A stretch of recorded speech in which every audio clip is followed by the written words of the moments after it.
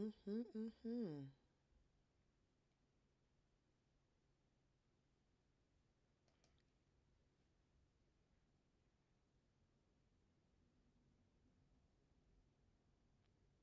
Okay, that's the last thing I'm expecting right there.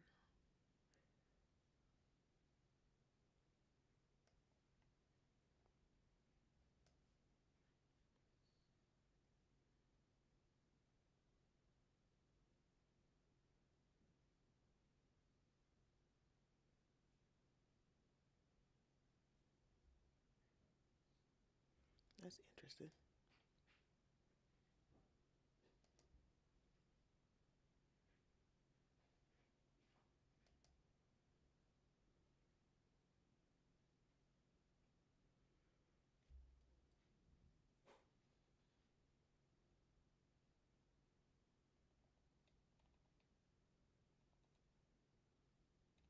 Hmm. Uh-oh, hold on.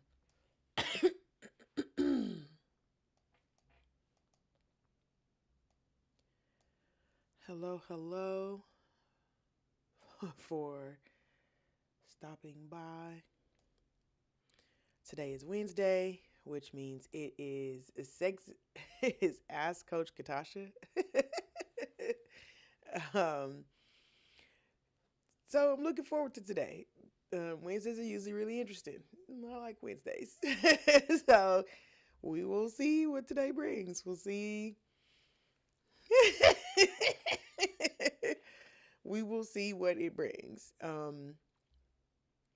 So what's going on? What's going on? It's cold today. I wasn't expecting that. Like, it's June. I got to wear a sweater today. Let's go. But if I gotta wear a sweater, all day, the real LU. Um, Gosh, so many things. So many things. We got so much stuff coming up. My brain is like today, like scrambling. I'm like, oh, when I get finished this, I need to do this. I need to do that. I need to do this. I need to get this together. I need to get this going. Boys' week is next week, so I'll have the kids next week, and I got to transfer all of the stuff for the paint party, and I got that little kites, but I'm still watching the tracking because the markers that I bought for them to decorate the kites has not made it. It just got shipped yesterday, and I was like, where are the markers? So I did just check. They have shipped, so that's exciting. They should be here before the boys get here next week. Um, I got some book stuff coming up, some stuff I'm doing. I am also working on a proposal. I'm keeping pretty close to my chest, but we'll see. Fingers crossed. Fingers crossed this could be the thing. I'm hoping that it could be the thing. What else? What else? If you have questions, you can drop them in the chat. We are currently streaming on Twitter. We are not streaming on Twitter. We are streaming on Twitch. On Twitch, on YouTube, and on TikTok. So that's where we are currently. Um, you can leave. I'm watching the chat. Okay, I'm lying. Um, hey, okay. Um, Look, I was going to say, oh, I see the chat. I do not. I do see Kay in there. Hey, good afternoon. Do you have a sweater on? It's cold. Oh my gosh, we went fishing this morning and it was cold. I was not prepared for that. I didn't catch nothing, but they did eat my bait though. The fish enjoyed my bait. I did get some bites, but I didn't. I didn't take nothing home, but that's okay. Ooh, I got sent something. I have no idea what that means. I know I said that yesterday too, but I didn't do any of the stuff to to figure out how to do it now. So what any of that means, but so if you do have questions that are of a sexual nature, you can ask those questions in the chat and I will be happy to answer them for you. If you are shy and you don't want people in your business, but you still have sexual questions, please feel free to send me a message. You can send a message on any of my socials or you can email me there and here. Um, if you do email me or, message me on another platform, I will just bring the conversation back to the chat. But again, you won't be associated to the question, so people won't be in your business. But at the end of the day, like, we're all here to learn. Everyone is here to try to get their to get some sexual understanding, and just, work on your connectiveness and all those different things. There's a lot of components that go into having a healthy sexual existence. And so there are plenty of questions to be asked. There are no stupid questions. If you, however you have the question presented, I will ask, I will ask that you put your Grey's Anatomy hat on, or your house hat on, and try to ask your question in a way that won't get you blocked and won't get me blocked. Now, if we do get blocked, I'll be back. So I will be back. But I want to make sure that you also make it back. So ask your questions in a way that seems like you are asking a medical professional. Okay. And if you are asking a question and your question is not making it through, let me know. We can work out how to ask it to be able to make sure that we can get your question answered. Again, there are no bad questions. I'm going to assume that all questions are asked in good faith, and I'm going to answer them as such. Now, I am not here to police what you do with your body, to tell you what you should and shouldn't be doing. That is not my job, okay? My job is to make sure that you are engaging in whatever activity you want to engage in safely, okay? It's important that you are engaging safely and that everyone that is participating in this activity is also having fun. So that's my job, to make sure that you're doing it right and to make sure that everybody's having fun. So I don't have anything to say about what y'all are doing, who you're doing it with, how many people it's with. That is not my business. Have all the fun you can, okay? But still, it's important that we are being safe and that everyone is having fun, okay? So feel free, drop any questions you have into the chat. It is Pride Month, so, special shout out, special sprinkles to the people who are living their lives unapologetically, to the people who are following their hearts and, taking up space. This is your time. This is also time for the people who have not made it yet. So if you're still on your journey and, you are still working out what that's going to look like for you, you're still working out, what your body is feeling, or even getting into your body, celebrate silently. Woo! But still celebrate. It's yours. It's yours too. One day, hopefully, you will get to be on the other side of that, and you will get to know what life is like to just live unapologetically, okay? No matter where you are, what you do, who you are, if you are anything outside of a very linear idea, then people are going to have something to say. So if they're going to have something to say, just do the shit you want to do and let them say something about that. Okay? Don't do the things that you don't want to do and they still talk about you. That feels like a waste. So if they're going to talk about you, at least be having fun while they talking about you. Okay? So making space for that too, for all the people who are, still in the closet, peeking through the curtains. One day it will be your time. Okay? And when you come on out, we'll be right out here waiting for you.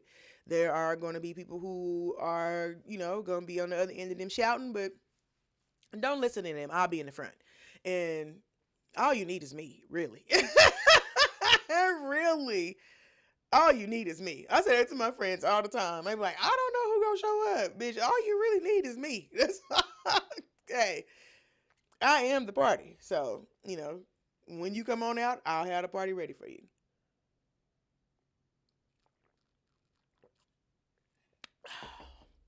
So if you have questions, feel free. Of course, again, I didn't check nothing before I sat down in the seat. So let's go look. Let's go look and see what we have. Because again, I hadn't looked at nothing. But I was fishing this morning on my baby cakes. So I wasn't thinking about y'all. Do not start this. Um, Maybe the username is not right. Let's see.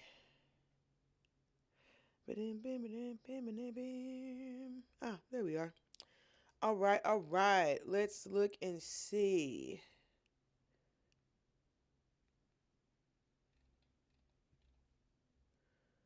Mm-mm-mm-mm.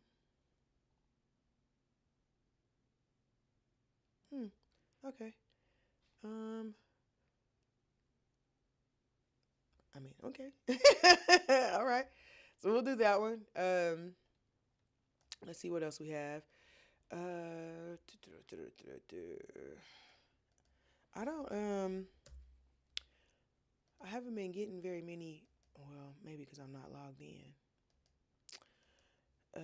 Whispers. And that's why, because they always make me put my email.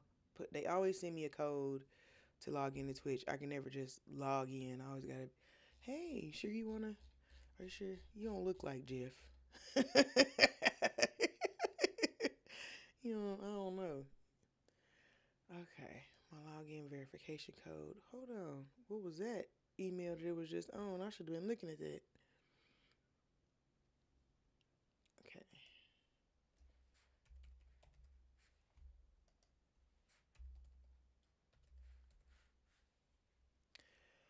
All right. Yeah, I haven't been getting any whispers, I don't think. Nope. Okay, we're good on that. Let's move this out. Hey, Shug, how are you? Oh, so Jamie. Let me see. Let me see.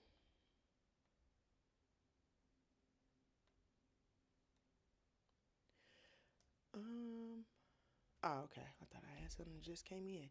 You can leave your questions in the chat, or you can leave them. You can message them to me.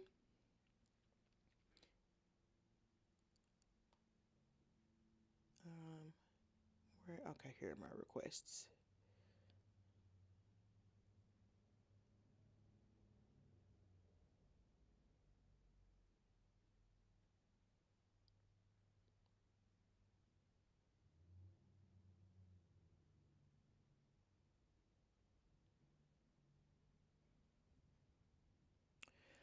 Okay.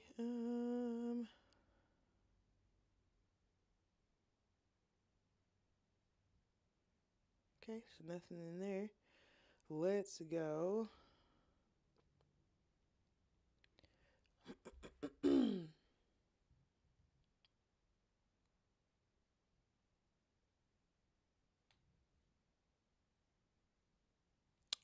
do do do do.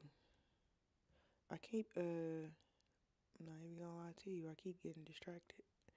When I opened up my Instagram, Meg the Italian was on the front, and I got to know what she talking about. Um, okay, let's go to here. What do we have?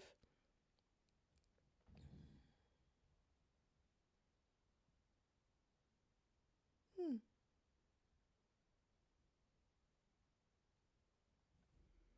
Okay, let me transfer that over. I need to put that in the name. I'm gonna have to type it out. My typing is terrible. Um, I've learned how to type with my nails so much that now when I don't have nails, I'm like, okay.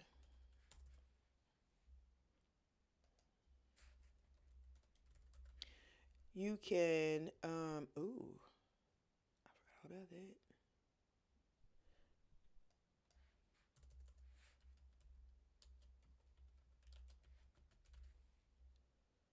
I, I think we asked this question already. Let me look on my list. But we're going to look. If you have any sexual questions or something that you and your partner have been um, thinking about trying or um, something that you saw that you are have questions about, you can send you can drop that question in the chat, or you can send it to me privately. Um,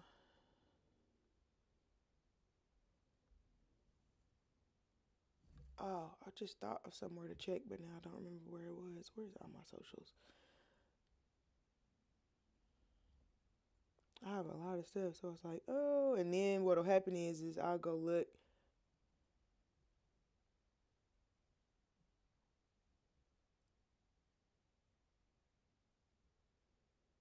Oh, okay,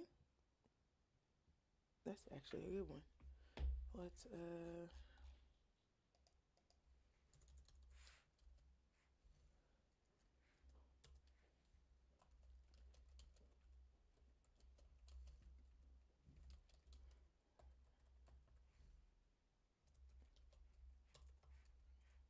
okay, okay, okay.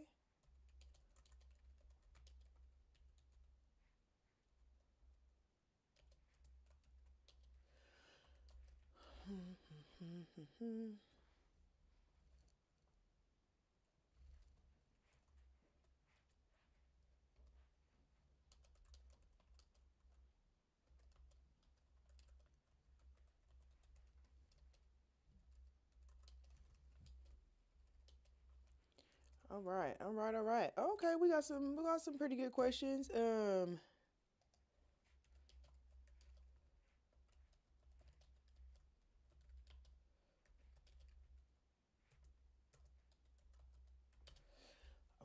Okay, I like that one. You okay? Hold on, we got something in the chat too. Okay, let me see.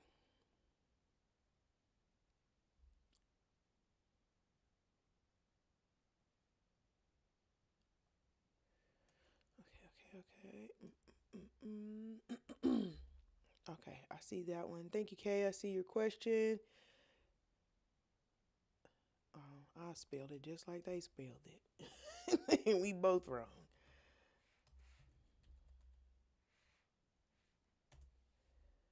Okay, we gonna leave that like that. And then the other one was that one was pretty easy to remember.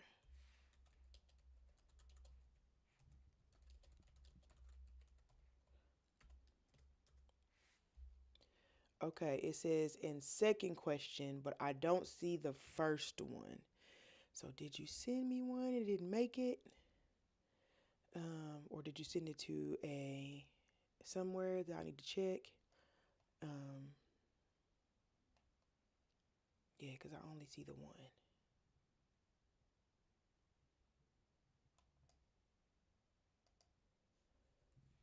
Oh, okay. Try to re-ask me. Leave out the parts that you think would have got you blocked. I can probably fill in the rest. It will do that. There's terms. I tried to turn them off. I don't think you can turn them off on TikTok, but I tried to turn them off on some of the other places, and sorry, and it said that I did, but sometimes the questions still don't make it. So if you're asking a question, just don't think I'm ignoring you. If it's you don't see it, it probably didn't make it, and just try to re-ask it in another way, or let me know that you have asked a question and that it's not showing up, and I will. Okay. See, that's not even a hard one to be. Yes. Okay. So I could do that. We'll do that, and then I have a couple more. So let's first question that I had that got sent to the chat was, is it weird that I like to dress up in women's clothing? I am 48 and I have been secretly doing this for years. I'm scared to tell my partner. Okay. So, um this makes me feel sad just because like I know the societal reason why you feel the way you feel, but at the end of the day, they're just clothes. Like, if those are the clothes that make you comfortable, you should be wearing the clothes that make you comfortable. And I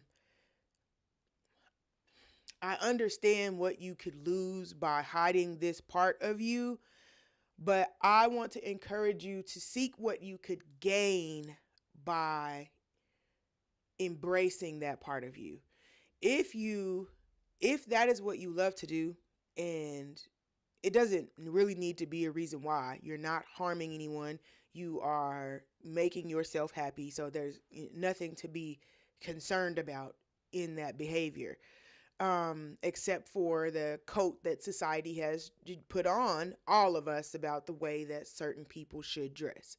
And so if you were to open up this conversation and let that be a thing that is a part of you, you could find someone who would appreciate that part of you, and you don't have to hide who you are, right? Now, that's not always going to be the person that you're with or the person that you want to be with, right? And that's okay. You have to make a decision about, do I want this thing or do I want this person? And I'm going to tell you that there's nothing wrong with alleviating, certain behaviors for a person, but alleviating things that bring you joy that aren't harming anyone or should not be things on that list. Okay? Now, there are going to be behaviors that you're going to have that are going to be harmful. If you fly off the handle every time we argue, or you're putting too much salt in the spaghetti, all those types of things could be harmful. So, you got to ask, what are we going to do? But nobody should be asking you to compromise who you are to be in their space. Okay? And that's for anyone. And you wanting to do that is enough reason to be able to do it. If you want to do it and there's no one to be harmed in that, go for it. And people will just have to learn to deal.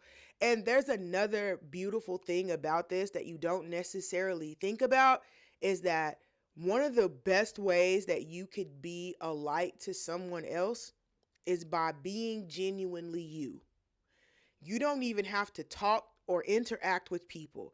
If you are showing up as your authentic self everywhere you go, people are going to see that, and it is going to encourage them to want to do the same. Now, that's not going to be all the people, but there are going to be some people who are going to see you and be like, gosh, I just love them so much, and they just move throughout the world with butterflies and rainbows, and I just love that. And that is going to encourage them to want to do that as well. We love a person wearing things they enjoy. Be yourself. Absolutely. That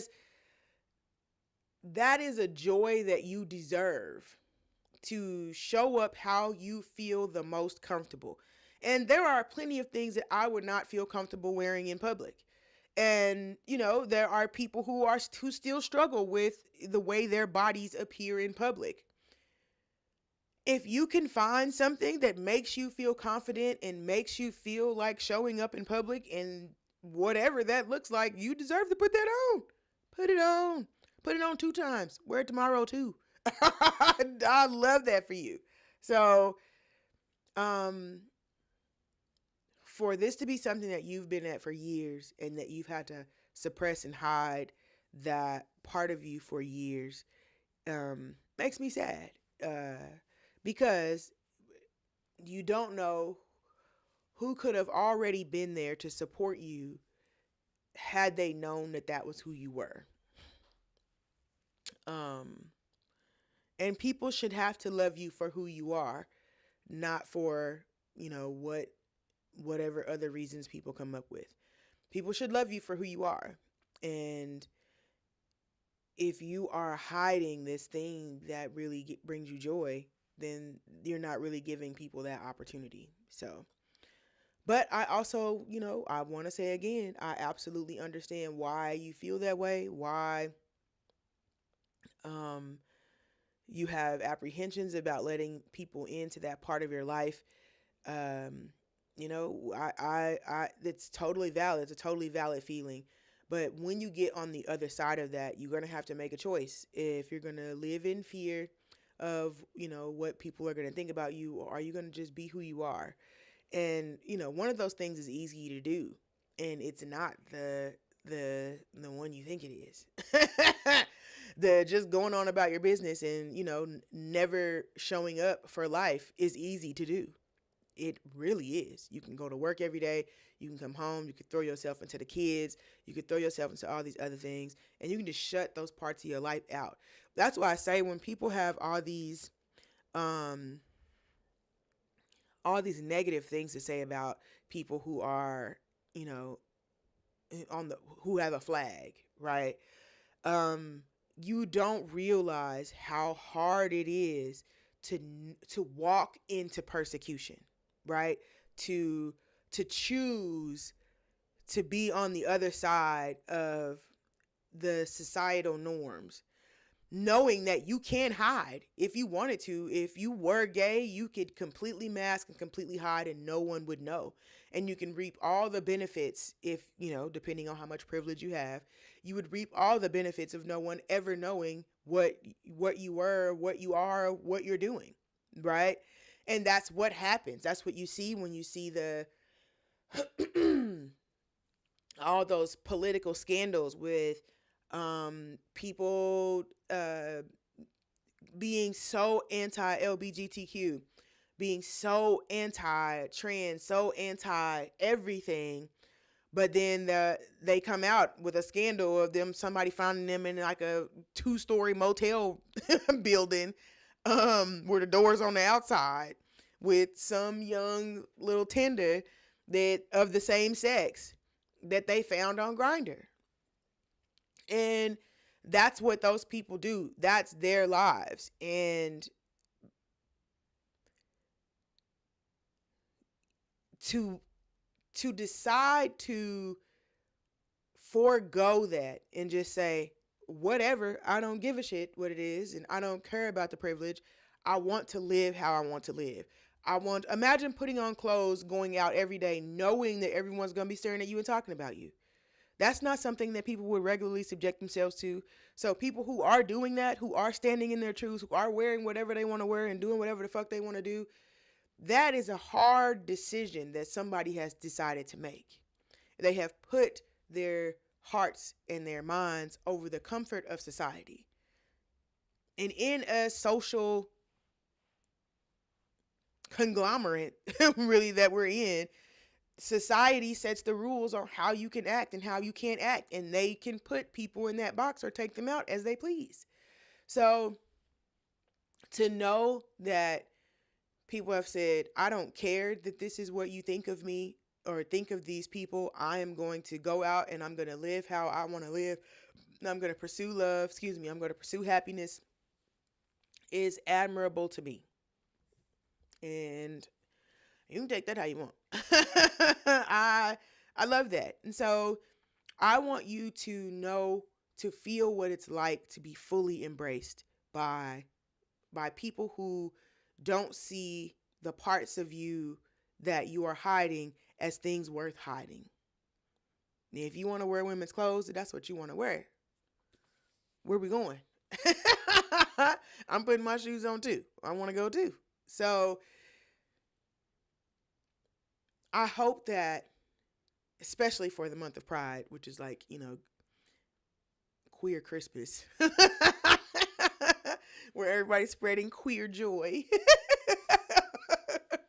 I want you to embrace what that is, to openly be who you are, and to be brave in making that step of picking yourself over the comforts of society. That's what I want for you. So you're not weird. Women's clothes are amazing. They're made out of great fabrics. They hug the body in all the right places. There are some people who feel that way about men's clothing, and same thing. They love the fabric. They love the way it hugs the body in the right places. And so it's just whatever could help you show up as your comfortable self should be what you put on. And that's it. So queer sprinkle joy for June, that you are able to see that as part of who you are and to express that to the ones who love you. Okay? All right. So we have the question that was asked, our first question that got blocked, but it's back. What are some of the more common myths that people wrongly believe about sex? Oh, ooh, okay. There are a lot. One of the biggest myths is that, and this is not something that's naturally said, but it's something that perpetuates in how we um, are introduced to sex and how we move through the sexual world. And that is that sex is something that happens to women and not something that women can actively participate in. And so when you talk about, like, body counts and all these other things, those are ways to perpetuate sex being something that happens to women and not something that they can also enjoy or, want to be a part of. Another common myth is that, once you get old, you stop having sex. That is absolutely not true. People, or once you get married, there's a myth that once you're married, you stop having sex. Um, those things don't have anything to do with why people stop having sex. People stop having sex because they hit a wall and they believe that that's just the next thing that's supposed to happen, right? This thing that I used to do doesn't work like this anymore, so throw it out. And that's what we do with sex, and we just desire it. And your granny is supposed to desire it, but she ain't supposed to go out and get it. Your mom's supposed to be done, chasing. Your dad, your grandpa was supposed to have been finished. But you can remain a sexual being for as long as you're alive if you can redefine what sex is throughout the different stages of your life. And so, there was a point in time where sex was just you talking on the phone with somebody. And, y'all was just on the phone. That's all y'all had. And y'all were breathing hard. And it used to be just hunching. Y'all rub up against each other. And, like, that was a form of sex. And so, once you move on and you move to actual, like, intercourse or whatever type of sex you like to have.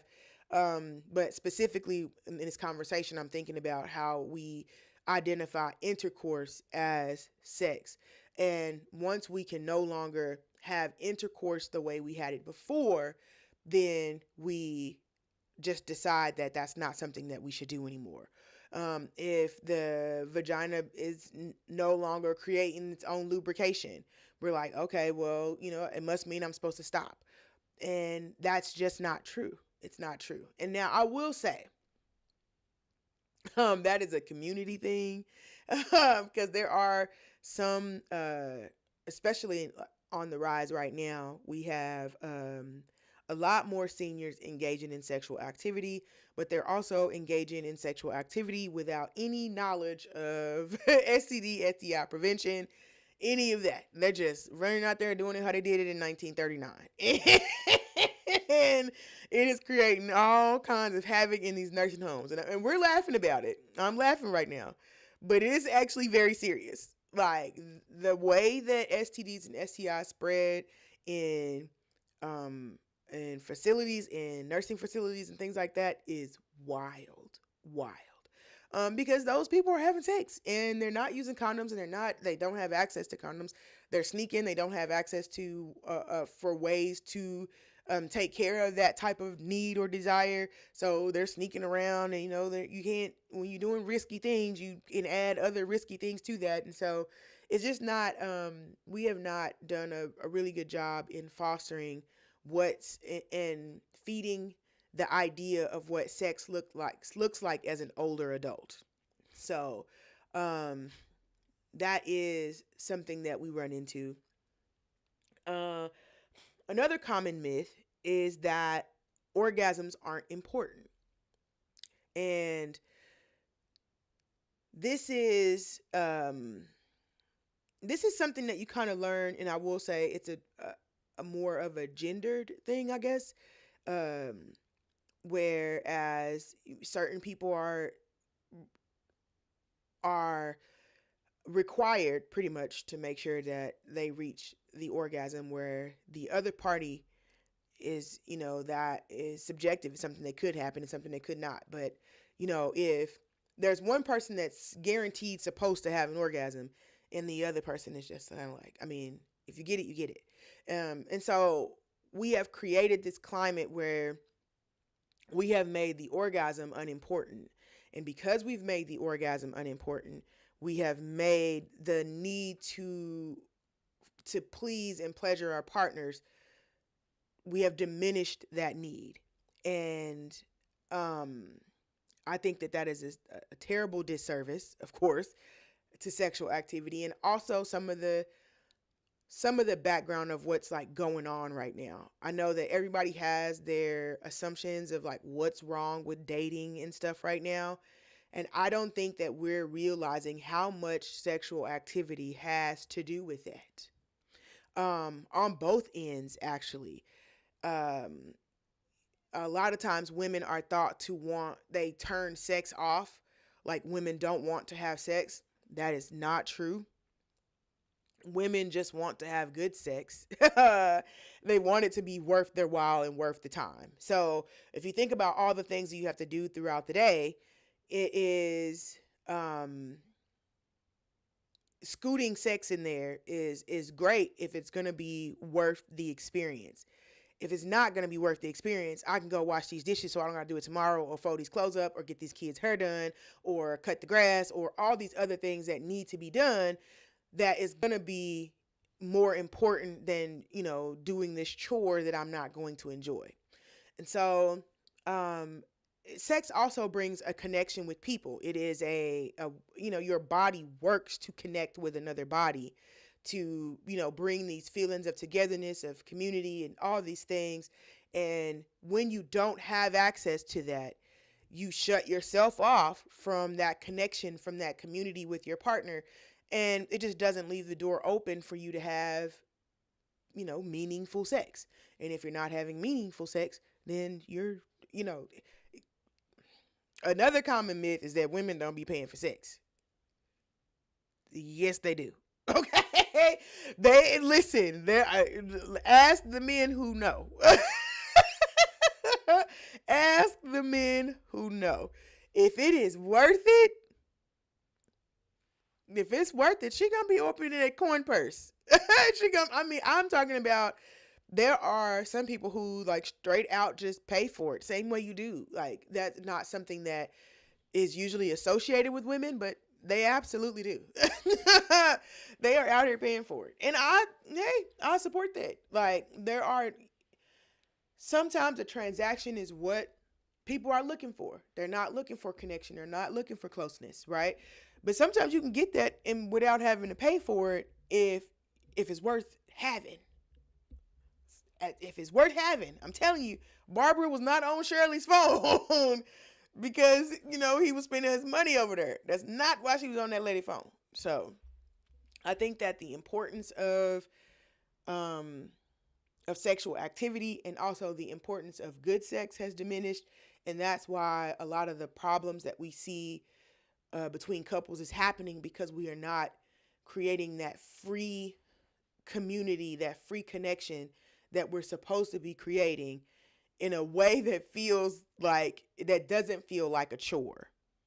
Okay. So, what else? What are some other common myths? Um, oh, that condoms can be too small.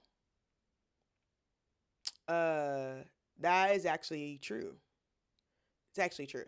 I know that, they always show the videos, people blowing up condoms with their head and like doing all this stuff and putting the condom on their foot and all these things.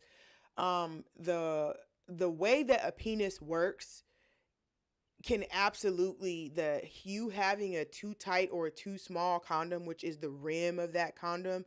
It's not necessarily the tube or the skin, but it's the width of the condom can have an effect on how the blood is moving through the corpus cavernosum, through the muscles that are inside of the penis. And so you can actually have a condom that doesn't fit, that is not comfortable and doesn't fit. Yes, it can fit over the penis, but it would make it difficult for the blood to move in and out of there. And if it's painful, like if it's causing a super level of uncomfortability, then The penis could go flaccid because I'm not having fun. I'm uncomfortable. Like it's squeezing. It's like having on a compression sock. Nobody likes compression socks. They do what they're supposed to do, but nobody likes the socks. Okay. So, but they have a job. But a condom can be too small for a member. I learned this firsthand with Clinton. If you see my Instagram, that's Clinton in the picture. And I was doing a condom tutorial and trying to put this condom on Clinton. And Clinton's a pretty big member, but he's large so that, people can see and everybody has a good view of like what exactly I'm talking about. So he's a pretty large centerpiece. Okay. And and I thought it was just a condom. Like, okay, well, maybe it's this. I don't know. Let me try another one. But I used another one and I wasn't able to get it on. Like, I was not able to get it on. Now, of course, most members are not going to be that size. But the way that penises are made, they're made in different ways. And if that penis, even if it's shorter, if it's a girthier penis, so if it has a larger circumference, the circumference of that condom could really like dig into the skin of of the penis, and like really be uncomfortable and cause the erection to die. So, in some cases, it actually works in your favor if you get the blood in there first. You can treat it a little bit like a cock ring, and but that's only going to last for so long, and only if it's not uncomfortable. But you could trap the blood in there, and it'll, the cock ring will keep it in there. It'll keep it suppressed so the blood can't get back out, and you can ride it out until your orgasm. So, but that is one of the myths for sure, is that and there's no such thing as a too little condom. Like, no, actually, actually, there is. Okay, and then so question number 2 was, what's a good way to explore desires with a partner respectfully and safely? So we talked about this a little bit yesterday, but it is going to be the conversation, right? If there is something that you're wanting to explore, it is always best to have the conversation with your partner, see where they are on the curiosity level of it. Like, hey, I'm thinking about, like, what if we dressed up as, Mary and Stack? Or whichever one was which. I still don't know who was who. It took me a minute to even realize they're supposed to be twins. I was like, what do they do? Anyway. No, it was Smoke. Okay, I think it was Annie and Smoke. I don't know these people. Anyway, but it is, you have to, dang, I forgot what we talking about. Oh, having a conversation for, introducing new things is going to be about communication. It's going to be about, leading with curiosity. Okay. Annie and Smoke were the ones. Okay. That's what it was. But it's a part of the conversation that you're going to have to open up the forum for that. And then just to see if there's a curiosity in it. In that movie, you remember when, she was drooling, he was like, damn, you drooling. And she was like, you want some? And he was like, hell yeah. And like, that's how that happens. Like, just the kind of the curiosity of like, do you want some? And then they can choose, like, hell yeah, let me get some of that. So it is always going to start with the conversation. The next and most important thing is that you have some type of knowledge about whatever it is that you're trying to have an interest in. So don't go to your partner saying that I'm interested in fire play and have the expectation that they're supposed to go out and learn everything about fire play and bring it back to you. No, that's not how that works. Whatever you have your interest in is your responsibility to research and learn and figure out, and you can go back and share that with your partner. Hey, this is, what I'm kind of into, what I'm doing, but don't drop the idea and leave it as the responsibility of your partner to try to figure out how you like it. No. Anything that you're trying to introduce, you need to have a general knowledge of. Okay, if you go in and say, "Hey, I want to try, doing some tying and some roping and some restraining," and then just leaving and just being like, figure it out what you got to do, and just letting the idea go. You need to have some kind of knowledge about the idea as well. Okay, what kind of ropes are you looking at? What kind of ties do you want? Are you looking at what kind of restraints are we thinking about? Do you want your arms or legs restrained? Are we thinking about body restraints? Do you want the full latex number with the pipe in the mouth? Like, you need to have some type of idea about what we're talking about. Now, that is a journey of exploration that you both can take together. You can both take together. But if you are presenting an idea, the responsibility of that idea falls on you. Okay? And having the enthusiastic curiosity about the idea is going to fall on you. And so you need to do some research and learn about the thing and learn about the desires that you want. Now, it's the same thing with your partner comes to you and says, "Hey, I want to try out, some of these things." Most power dynamics have two parts, right? So there's a part that your partner is really wanting to get into, but there's also a part that they're wanting you to fulfill. So you need to do the research on your part as well. Your partner comes to you and say, "Hey, I think I'm ready to try some restraints, but I actually want to do the top. So I'm wondering how you would feel about doing the bottom. Would you like to be tied up? Because I would like to practice if that's okay with you." Right? And so now you, as a rope bottom, need to go and do some research on how you become a good rope bottom. What do you do? How do you communicate needs? How do you communicate issues and desires? What kind of boundaries do you have? All of these types of things are stuff that you're going to have to know as well. And so you're going to have to open the floor up for communication to figure out where you fall on that level, and so that you and your partners can go through that journey together to figure out, like, what do we like about this? What could we do better? Um, what part of this is interesting to me? What part of it is interesting to you? How do you feel about these type of dynamics? All those types of questions are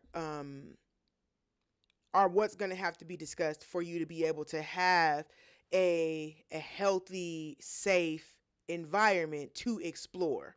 Okay? So once you get through with having the conversation and having the discussing the desires, right? Discussing the desires. After you get through with that, it's going to be you actually making the space to participate in the activities. Okay. Sometimes those requests can be a little further out, right? It could be, "Hey, how do you feel about group sex?" Or, how do you feel about, cuckolding, things like that. And so when you get into those deeper things, you're going to have to also make space for that newness and that uncomfortable kind of jitters that you get when you're stepping outside of the norm. Okay.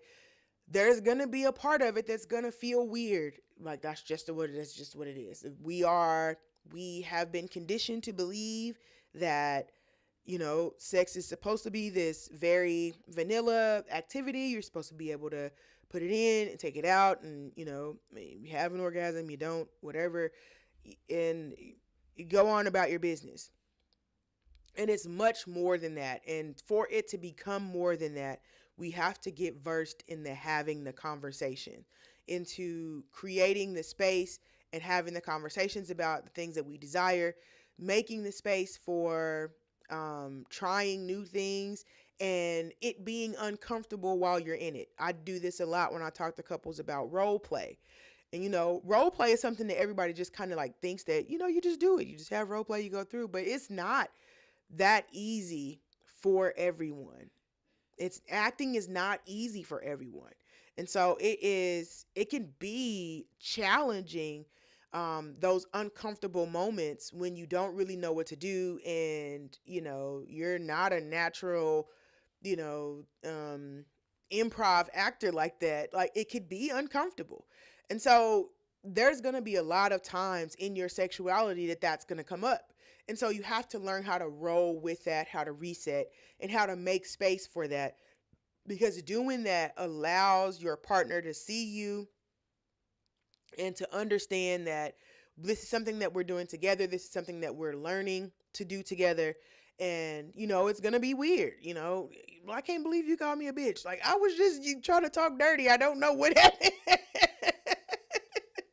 So you have to just make some space for it to be uncomfortable at times, as you're moving through. But the more that you do it, the better at it you get. And so you have a better chance of creating an environment that feels safe for both parties when you look at it from that lens. When you take sex as this journey that you're both supposed to be on together, but you each have a responsibility to each other.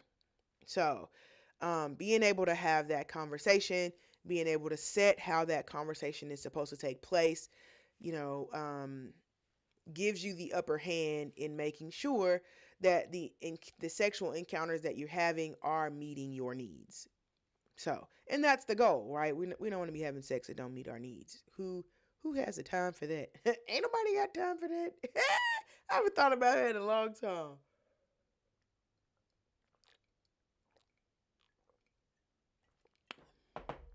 Oh man.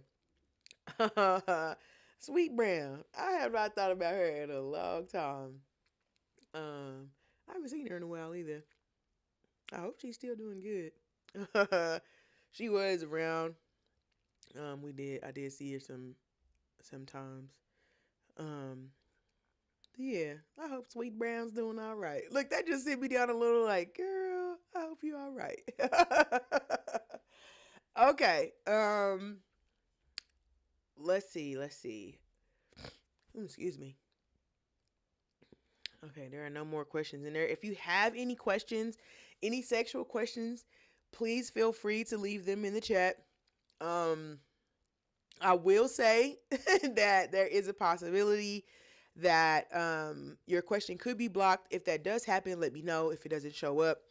Um, Sometimes the systems have moderation built in, and that moderation does not allow for the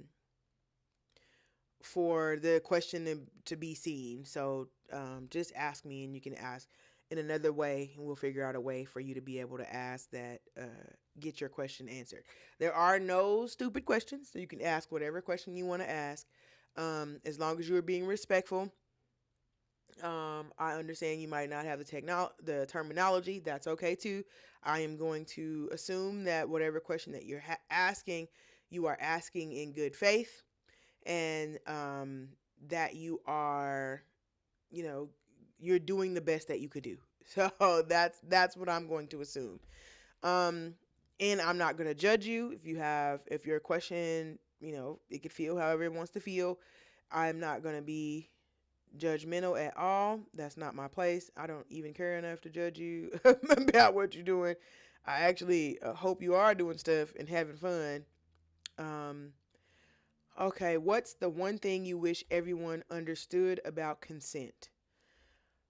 Whew, okay, that's a good one. Um,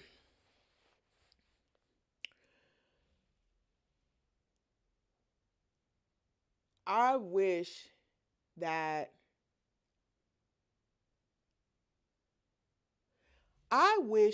it was included in porn.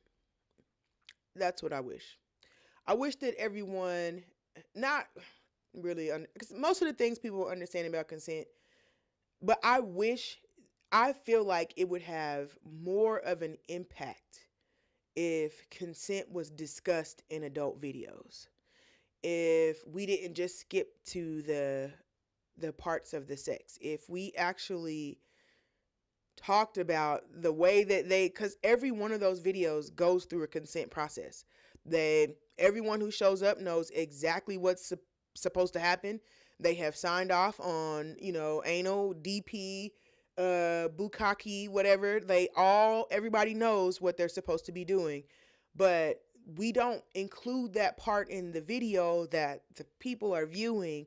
And so they're not, other than my name is X and I agree to this film. Absolutely. Absolutely. They do the little couch things where they're like, but before you see any of that, the what is going to happen in those videos is discussed. They are talked about, they are booked based on, what you do and what you don't do. And, you have control over what takes place in those scenes. But that is not what's conveyed when you see the videos. And so people don't understand that part of the process. And I also wish that everyone understood that discussing sex and sexual expectations is not corny. It's not corny. It is corny to think that someone who doesn't know you, who watched Pretty Woman, knows how to please you. That's what's corny. And so the conversation about consent is way more important if you are there so that everyone has a good time. If you are only there to meet your needs, then you probably don't care about consent, and you also shouldn't be having sex. But if you care about the pleasure of your partner, then you should be discussing sexual expectations. You shouldn't want your partner if they don't want you. I don't want you if you don't want me. I don't want nobody who don't want me. So not ever. Like, if I have not convinced you that I am the most beautiful thing you have ever seen in all of your whole life, I don't want it. I don't even care if you lying. You better know when to lie. I still don't want it. You better. I'm just saying,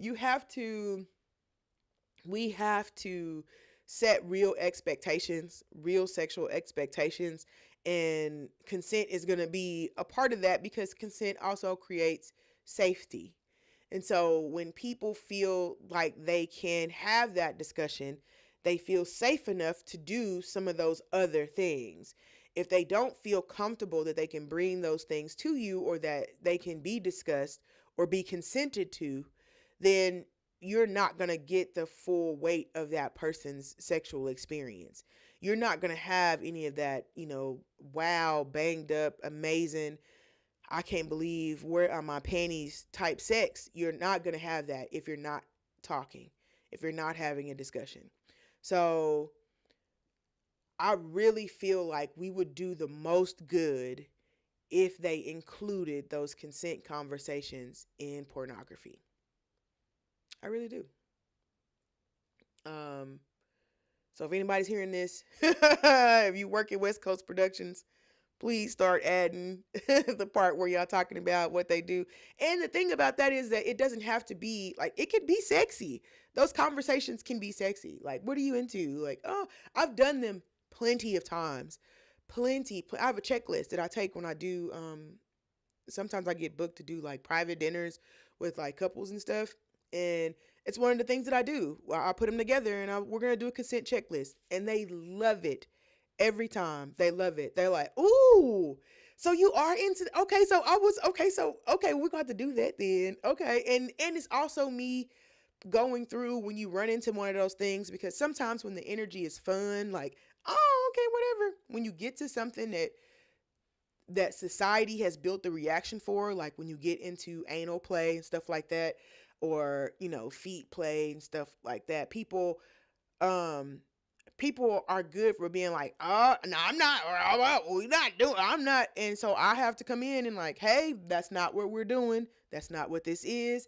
This is an environment for everybody who like everything to show up. Whatever you don't like is fine, but we're not yucking nobody else's yum. Okay. If somebody else does enjoy it, we don't want you spilling how you feel about it over onto them, because that don't have nothing to do with them. That has everything to do with you.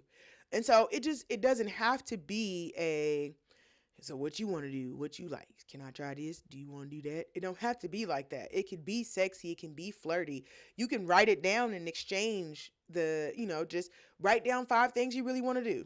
And then write down 5 more things. Okay, well, let's talk about these 2 things. Let's write down 2 things we want to do with this thing. Okay, well, let's write down one big thing that, this thing, let's write down one thing that we can agree on to try with this thing. And so, again, it doesn't have to be weird. It doesn't have to be creepy. There should be consent conversations happening. We used to, okay, I don't want to say it like that because,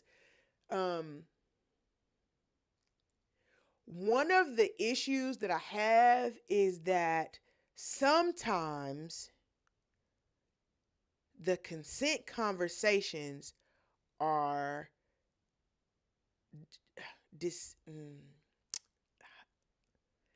sometimes the consent conversations are squelched by the women. Sorry. Sometimes. I remember getting into an argument with a woman who was adamant that she wasn't interested in having the conversation about consent. She wanted you to just know that you can choke her. That's what she wanted. And she wanted to know that she could just choke you. No conversation, no nothing. She just wanted it. That feel whack to me and blah, blah, blah. And I'm like, I get what you're saying. But if you put your hands around my neck and we have not discussed it, I'm going to put you to sleep. So we can talk about it or you can try and get knocked out. And those are your 2 options. So sometimes the reason those conversations don't happen is because of us. So now let's talk about when is maybe a good time to have those conversations, because that is usually ruined by men. That part is usually ruined by men. So even though the conversation is squelched by women, it could be ruined by men. Tell us how, Coach Catasha. Okay, I'll be happy to. 3 text messages in. And you talking about, do you like being choked? Okay? No. So we had a class. I did a class on text etiquette. It was really popular. I'm like, how you should be leading those conversations, because sometimes people don't know. And you got to think, like, many people are on the spectrum.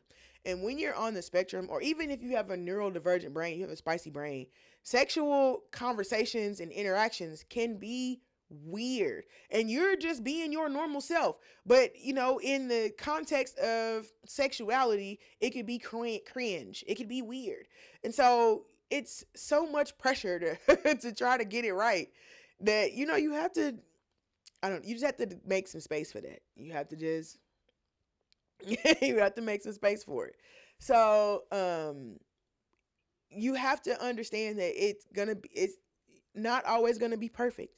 That sometimes they may introduce it too early or too late, or it just needs to be introduced. You should not be having sexual activity without first discussing the type of sexual activity you like, what you're into, what you're not into.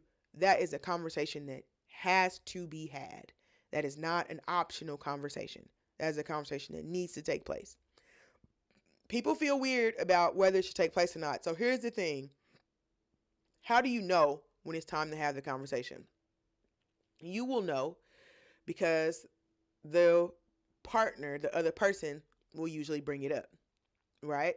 Now, that's not always going to be the case, right? It's not always the other time. But if I had to direct you as a man on when to start talking about sex and when to start asking about sex, let the other person bring it up first.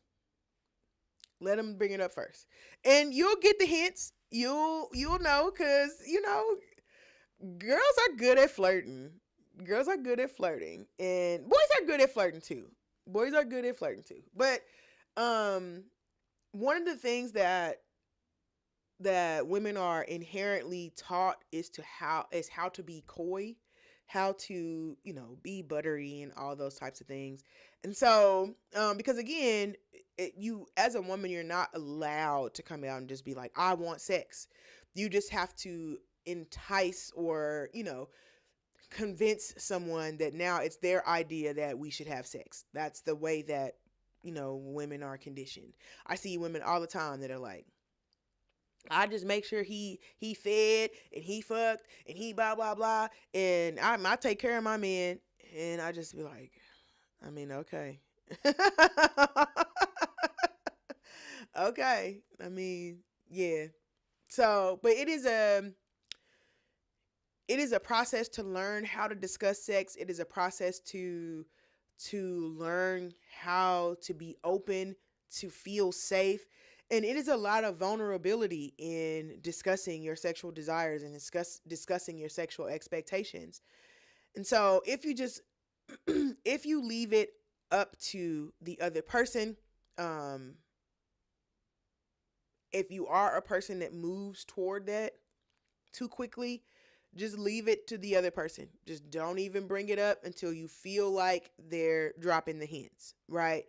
Um, and if you feel like it's progressing to get to the sexual activity before you have the sex, then you can always do a little intermission. Hey, I know you're coming over here tonight.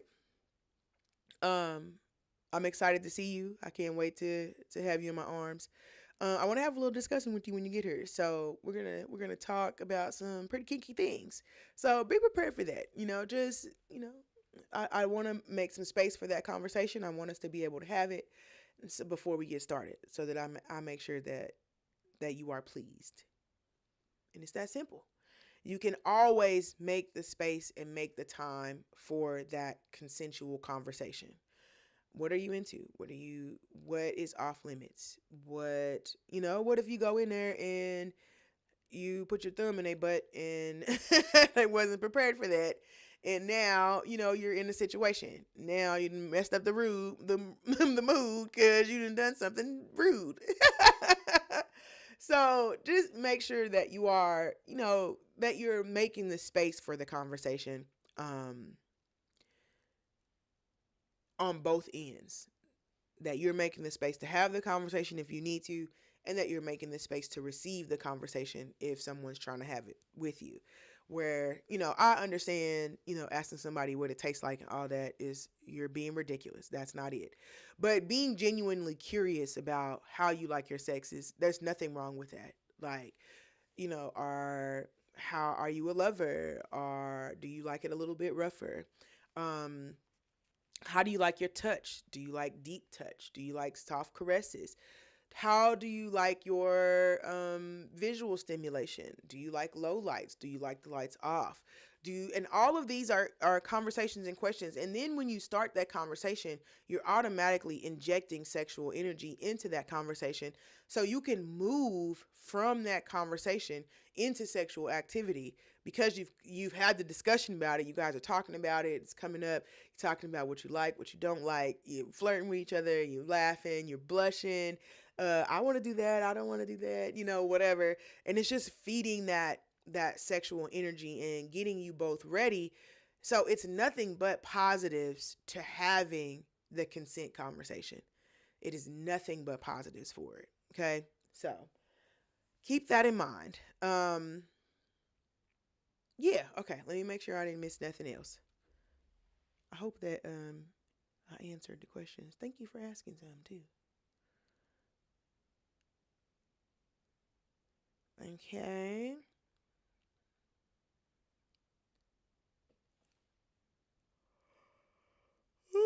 I'm tired. Oh, I went to my other page and Meg Thee Stallion came up again. Like, girl. Ooh, we got in here. Oh no, that's not for us. I've been off of my social media, so I haven't been keeping up with like what's going on.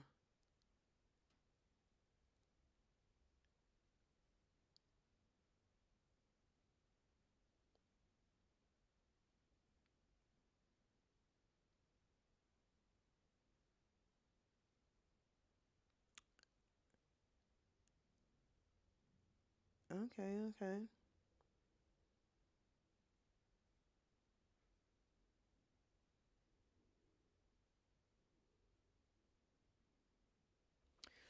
All right. Okay. So, okay. So this question is, how often do you shower? Okay. And so, let me just, before we get started, before we get off in here and we get too deep, I'm not here for nobody's judgment. Okay. I'm not here to persuade, to for you to use me as a guide or any of that. It only said, how often do you shower? So this is just me. This is not everybody else. This is just me. Okay, just me. For the most part, I usually shower at least once a day. But in the summer, I shower probably about 2 times a day. Sometimes, depending on what we got going on, I might hit three. It's not unknown to hit three. I remember last time I was in New York, I took a shower 3 times a day because I was so dirty. But I'm usually doing a lot of stuff, right? So, I usually work. I work out, so I'll work out in my garage or work out, go run and do something, and I'll come back and I'll shower. And I also work in my garden, but I don't do those things usually together. So depending on, after I work in my garden, I have to take a shower. I have dirt all under my nails. I get so I have to take a shower then. And but I usually, mostly in the summer, it's like twice a day. And sometimes it's just twice a day, even because I'm usually trying to get laid. I'm usually trying to be open for some sexual activity. So I need to make sure that it's washed off and ready to go just in case. Just in case people start feeling frisky. That's all I'm saying. So I shower at least once a day. Um and in a lot of cases, especially when you start getting into the summer, it'll be 2 times a day. Usually 2 times a day. Uh but I don't know why you were asking that. But I'm gonna assume, since I'm a sex educator, that you're asking because of sexual activity. And I want to encourage you to consider cleanliness as a marker for how open to sexual activity you are. Okay. So, your body, first of all, we are in an environment where we have torn up the ozone layer. Okay. If you have a air purifier in your house and you are not showering every day, I just want to whoop your legs. Okay. I just want to whoop your legs because there's no way that you think the air is too dirty to breathe, but not too dirty to sit on your skin. Whatever particles and shit that's in it is sitting on your skin. I also want to remind you that your skin is an organ. It is a part of your evacuation processes. It is a part of how your body gets rid of toxins. Okay.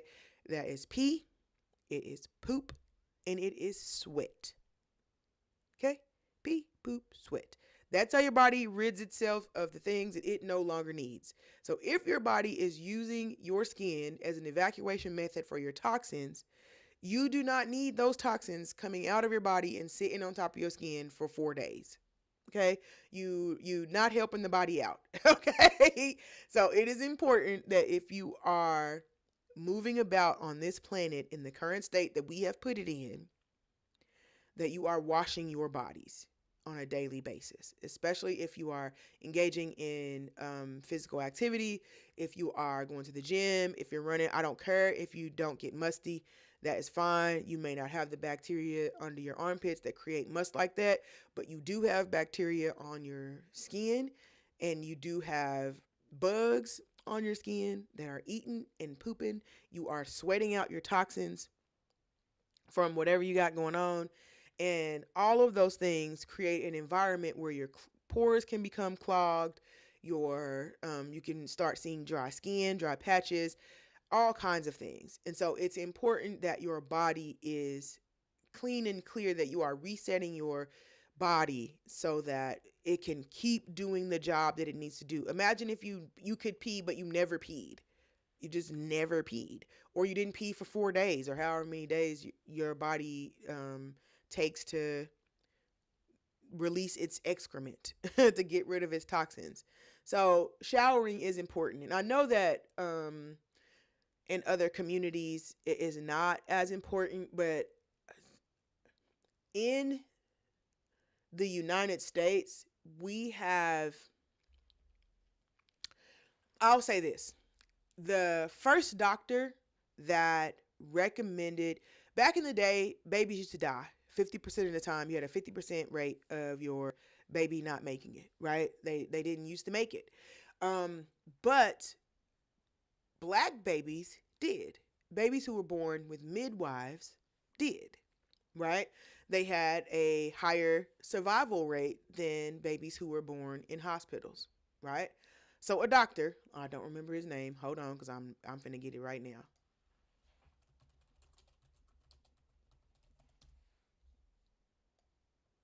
Ignac Semmelweis. Yes. Ignaz her. Ooh, they spelled it differently. Hold on. This is the National Institute of Health. I'm just put his name in here because I don't want nobody to think I'm storying. That's his name. That doctor, to figure out why babies that were born from midwives were surviving, followed black midwives around. And he noticed that they would sterilize their hands with liquor. They would wash their hands and they would sterilize their hands with alcohol and liquor when they're handling the baby. That's not something they did in hospitals. So Ignaz Semmelweis proposed that doctors should wash their hands when they are, because doctors were dealing with corpses, right? Going into dead bodies and touching and examining dead bodies, and then going and delivering babies, right? And so because that was happening, the babies were perishing. Well, the Dr. Semmelweis proposed that we should just wash our hands, and they ousted him. He never saw, he's considered the father of hygiene, but while he was alive, he was ousted and shunned for asking doctors to wash their hands during the handling of infant children. Okay. So I don't know what community would be so against. I'm not going to say that. There are certain habits that communities have that make them believe that they are already clean and pure. And so there's nothing else that they need to do to do that, to maintain that, right? And I'm not saying that that's what's happening now, but I'm saying that was the belief that was perpetuated upon to make certain people believe that they did not have to clean themselves, that that wasn't important to, wash your hands, or, and that suggesting that I do so was an abomination. It was an abomination, right? And so you have to carry big feelings about that, knowing that babies are not making it. Someone goes to figure out why, comes back with a solution, and you're like, the solution is I have to wash my hands? Please, will never happen. So, but they went against what they were talking about what their thoughts were at the time, and he died. Never realizing the potential of the thing that he was trying to fight for. So it is, I understand that not all communities feel the same about cleanliness. Again, that's not my job to judge, but it is important to know to understand that in some places, in some communities, cleanliness is an affront. It is an affront. And I think that that is something that has been built. That is not something that is based on facts. It is just based on this superiority complex that is built into the fabric of um, a lot of the Western world. You should be taking a bath. You should be taking a shower. You should be washing your body with soap. We are putting chemicals into this atmosphere that would not exist naturally. And then our bodies are absorbing those chemicals that we're putting in. We have animals, you have strep on your skin, you have staphylococcus on your skin, you have all these things that normally just live on the skin, but they are in a controlled environment. If you do not control that environment, those bacteria will grow out of hand and you'll end up with a mess. And that's not what we want. And I'm even more so want to urge you that if you are getting in the shower, that you are not getting in the shower and playing in my face. Okay? Do not make me come in there with you, because you should be in there washing your whole body. It is very lazy of you to already be in the water, to want the water to already be on, the soap and the towel to be in your hand, and you are washing 3 parts of your body. I don't want to hear it. Go get me a switch. Go, because you playing in my face and you playing in my water. If you are getting in the shower, you are already in there. Wash everything. Wash your legs. Wash your back. Wash inside of your nose. Okay? Wash everywhere. Because again, your body is taking in all kinds of pollutants and all kinds of things from the environment. You're sitting on things, you're rubbing up against things, you're brushing up against things, you leaning on things, you are inhaling things, you are ingesting things, you are touching door handles and digging in your eye, you are flushing toilets and digging in your teeth. You are doing things all day and you're sharing in all the bacteria that are running around. You have to be bathing your body.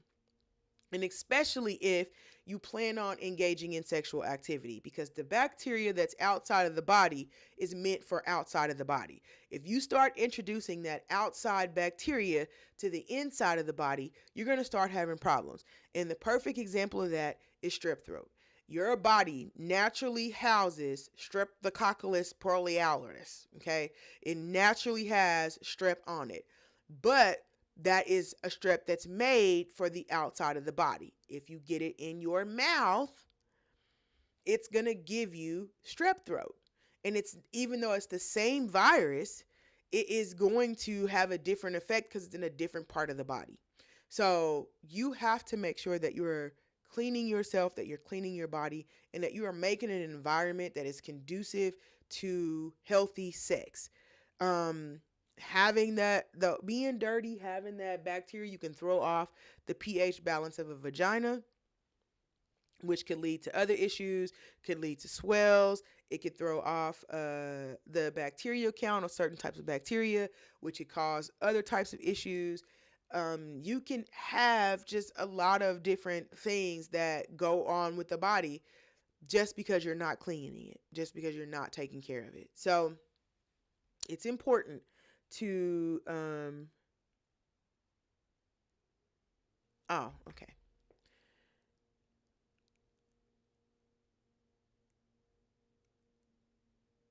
Ew. Okay. So again, it is important to make sure that you're cleaning your body, make sure that you're keeping the body open for sex, and that you are not ruining somebody else's body for by not being clean.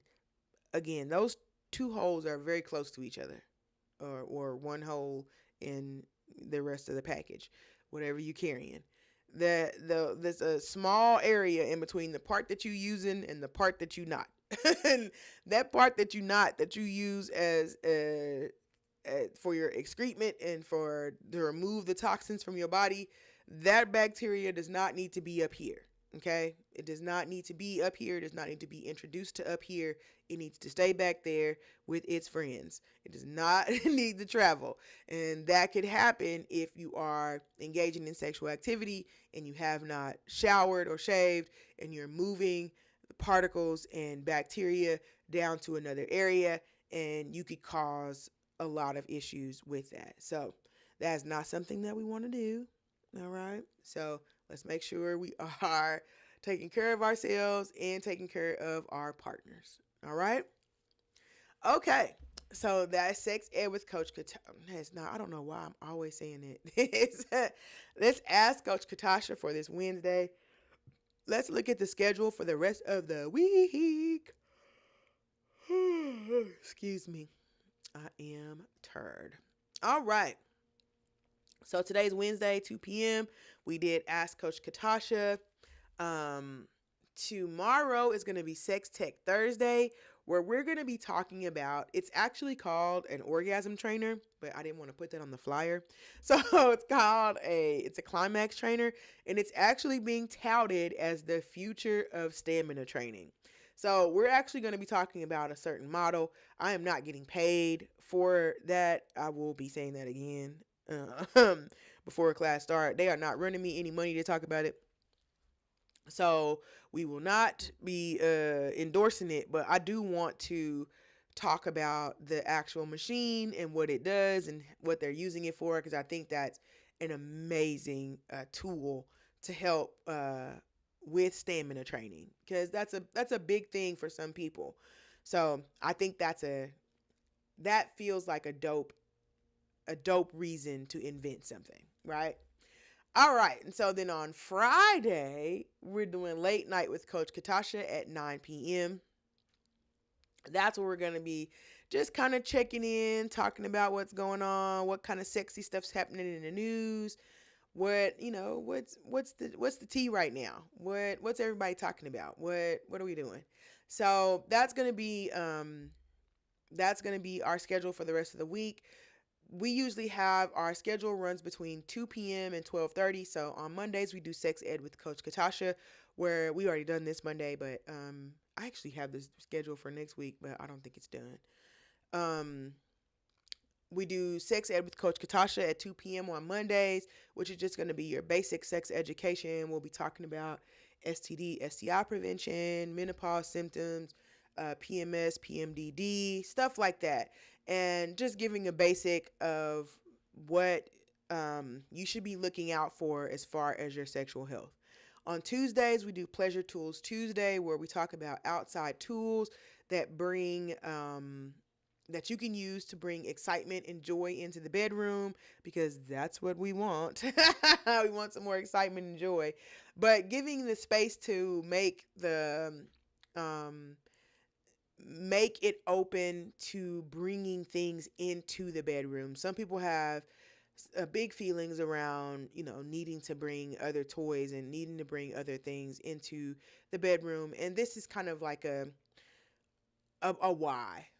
How do you do it? Why is it necessary? And that's what we'll be going through on Tuesday. So we hope to here's if you want to take a little screenshot, this is an update of our basic schedule. But each week on Sunday, I will drop the weekly, like what each class is going to be about for the week. And when I do that, you can just kind of put on your calendar where you want to show up. If you want to make sure you don't miss this class or miss that class, you can just put it on your calendar. You can also follow me on Twitch or YouTube or TikTok. I think I will start, because I can stream on whatever I want to. I think it is some other options in there. I don't be on there, but I can go on there. I just put it on there. What they gonna do? So I might start streaming in some other places. But this is gonna be our schedule, just so you have an idea. If you wanna if you follow me, you'll get a notification when I go live. I am not one of those random people that's just going to be bothering you going live. I barely be struggling to go live when I'm supposed to. So I'm not going to be doing too much in your inbox blowing you up. I'm never going to do that anyway. I've had my website for I don't know how many years, and I still can't get a monthly newsletter. I be trying. I'm gonna try this month. This month we're getting a newsletter. We'll see. We'll see. So, yeah, this is gonna be our schedule. So make sure that you're keeping up so you can know what's going on. You can find me on almost everything. Let me give you my link tree so you can follow me in other places if you need to.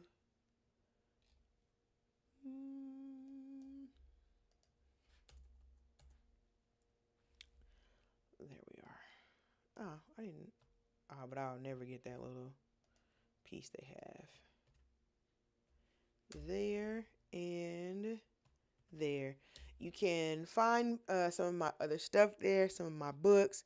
If you're looking for other materials from me, you can also see some of my appearances and my articles about me or written by me on my link tree. So click around, just check it out. All right. So I will see you tomorrow. What's today? Today is Wednesday. So I will see you tomorrow for Sex Tech Thursday, where we're going to be talking about climax training. All right. I will